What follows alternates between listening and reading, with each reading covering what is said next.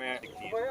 देखिए, जो पिछले कई सालों से हम देख रहे हैं, चाहे ईडी हो, चाहे एनआईए हो या दूसरी गवर्नमेंट की एजेंसीज हो, जितने भी इस किस्म के इंस्टीट्यूशंस हैं जो करप्शन और क्राइम वगैरह को चेक करने के लिए बने थे, उनको बीजेपी ने अपना अलायंस पार्टनर बनाया हुआ है। जिस तरह अलायंस पार्टनर सरकार में रह के एक पॉलिटिकल पार्टी का काम करते हैं, उसी तरह से चाहे ईडी हो चाहे दूसरी एजेंसीज हो, उनको जो अपोजिशन जो भी कोई आवाज़ उठाता है, कि इस वक्त अगर आप देखेंगे खासकर राहुल गांधी कुछ ना कुछ बोलते रहते हैं, लोगों के मुद्दे उठाते रहते हैं, तो उनको खामोश करने के लिए या सोनिया जी को खामोश करने के लिए जिस खानदान ने जो उनकी मिल्कियत थी, जो उनकी प्रॉपर्टी थी, वो दे दी है देश को, तो वो क्या करेंगे? कोई खुदा ना खास्ता कोई अखबार के पीछे, वो भी उन्हीं का अखबार। तो मैं समझती हूँ ये सिर्फ विच हंट है टू उनको काउ डाउन करने के लिए किया जा रहा है कि राहुल गांधी बात ना करे, बोले ना। और इसी तरह से तमाम चाहे जितने भी आपके अपोजिशन के लीडर हैं, जितने भी स्टेट्स हैं, सब जगह अपोजिशन लीडर्स को ईडी के छापे पड़ते हैं, उनको तंग किया जाता है और उनके बाद उनको बीजेपी ज्वाइन करवाई जाती है। जब बीजेपी ज्वाइन करते हैं तो ईडी के छापे बंद हो जाते हैं। तो ये विच हंट नहीं है तो और क्या है? देखिए, जो हिंदुस्तान है ये पूरी दुनिया में माना जाता था भाईचारे के लिए, सेकुलरिज्म के लिए, डेमोक्रेसी के लिए, मगर बीजेपी ने सबका बेड़ा गर्क कर दिया है।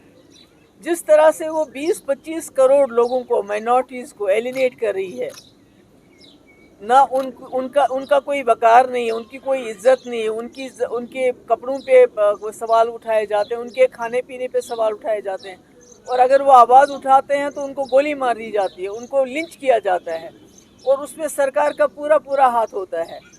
तो मुझे लगता है कि जो ये मुल्क गांधी और नेहरू ने बनाया था, उसका बिल्कुल उलट कर रही है बीजेपी, और इसके अनफॉर्चुनेटली बहुत ख़तरनाक नताइज हो सकते हैं आने वाले वक्त में, क्योंकि 20-25 करोड़ लोगों को आप बेदखल नहीं कर सकते, आप उनका वजूद नहीं मिटा सकते। तो ये जो बच्ची है जिसके घर पे बुलडोज़र चला, जिसके पहले वालिद को गिरफ़्तार किया, फिर उसकी माँ और बहन को पकड़ के ले गए, फिर उसको और उसकी भाभी को कहा आप भी जेल में चलो, आपको भी कुछ काम है, वो नहीं गई।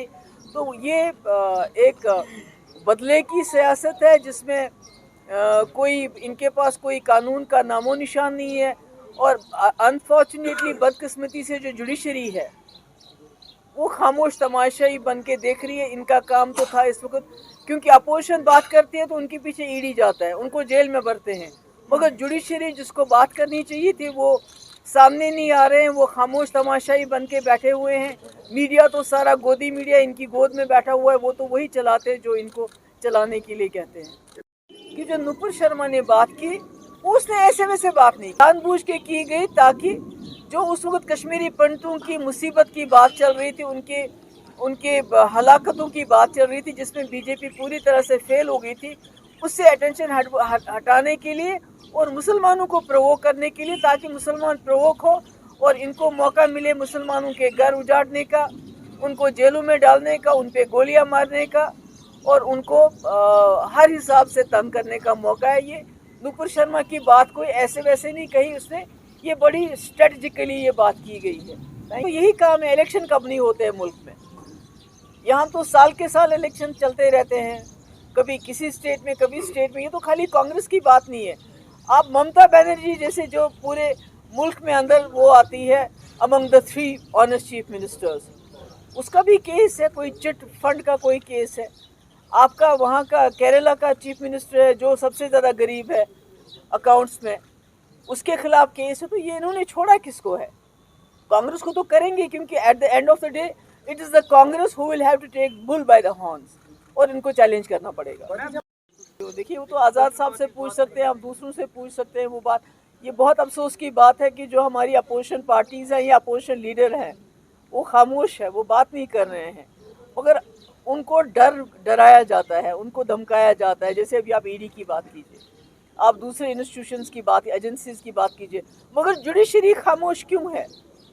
मुझे जुडिशरी पे ताज्जुब हो रहा है, क्योंकि judiciary is the last resort. अगर जो हमारी जुडिशरी भी अनदेखी करेगी इसी तरह, तो ये मुल्क तो खुदा न खास्ता बर्बादी की तरफ जा रहा है, और बहुत ख़तरनाक माहौल बनता जा रहा है, क्योंकि 20-25 करोड़ लोगों को آپ اس طرح دھتکار نہیں سکتے, آپ ان کا وجود نہیں مٹا سکتے. مطلب کہ مجھے لگتا ہے کہ ملک جو ہے بہت ہی خطرے کی طرف جا رہا ہے, ایک پیسفل ملک ایک خطرے کی طرف جا رہا ہے. پوری دنیا میں ہندوستان جمہوریت کی وجہ سے جانا جاتا تھا, سیکولرزم کی وجہ سے جانا جاتا تھا, آج وہی ہندوستان جو ہے بلڈوزر کی وجہ سے جانا جاتا ہے, مار پیٹ کی وجہ سے جانا جاتا ہے, خون خراب